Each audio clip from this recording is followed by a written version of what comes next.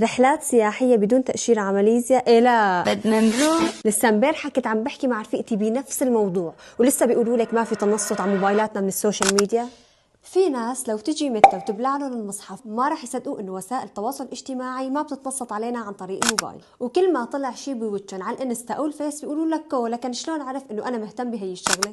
لك يا ابني هاد تحليل تنبؤي للبيانات عم يشتغلوا عليه الشركات على مدار الساعه ليزيدوا قوه الاستهداف السلوكي للمستخدمين.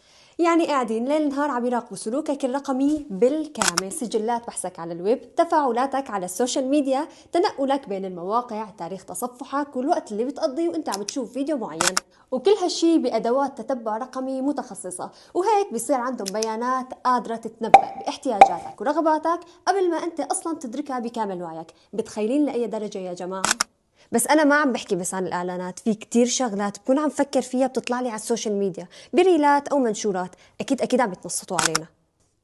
لك يا عيني الشركات نفت فكرة التنصت عن طريق الميكروفونات جملة وتفصيلا، وحتى الأبحاث والدراسات المستقلة اللي اشتغلت على هذا الموضوع أكدت أنه ما في أي دليل بيرجح ادعاء التنصت، بس أنت اللي عم تحكي عنه هو التتبع الرقمي، يعني على مبدأ خوارزميات التواصل الاجتماعي. يعني كل ما تفتح انستا أو فيس أو تيك توك المحتوى اللي عم يطلع لك ماله عشوائي أبدا، هو محتوى تم اختياره على حسب سلوكك الرقمي واللي هو أساس عمل الخوارزميات.